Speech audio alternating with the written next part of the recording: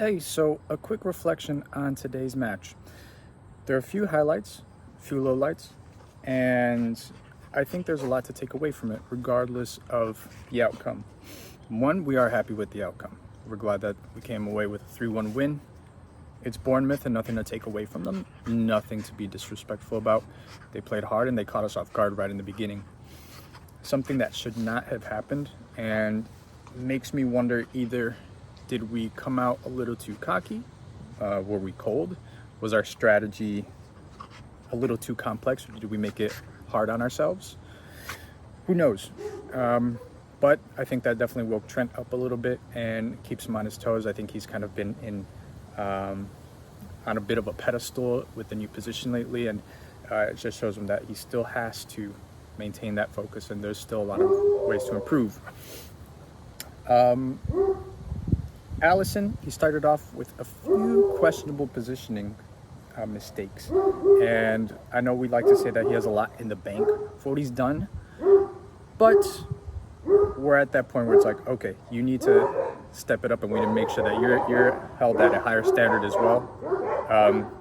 We remember the howler against Real Madrid, and who knows how much that costs us in the long run. But Alisson, I think he's the golden boy, can almost do no wrong, but we really need him to step it up.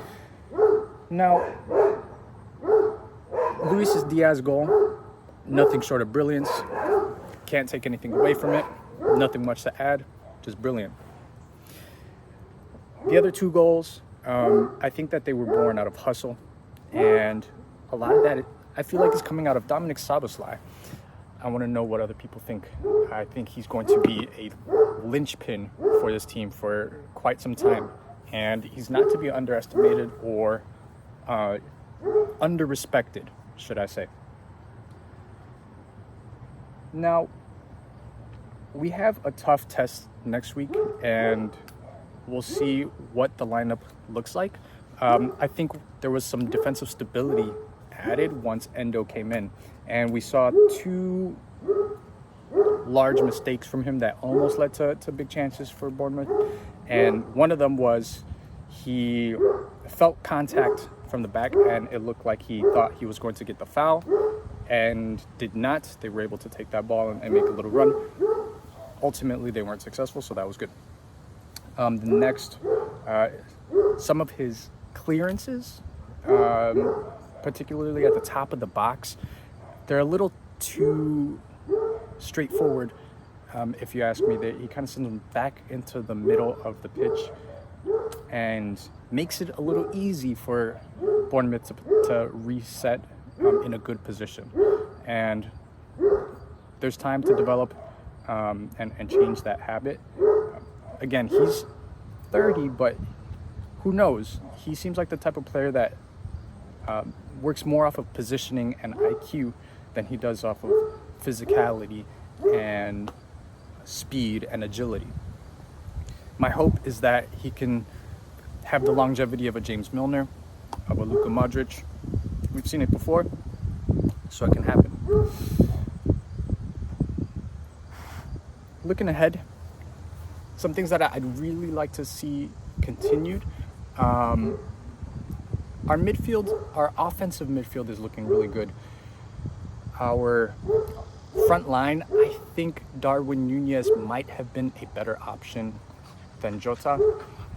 I think next week we'll probably line up in a more traditional 4-3-3 with Endo as a holding mid, and then McAllister and Szoboszlai with Gakpo at the front, Salah on the right, and Diaz on the left.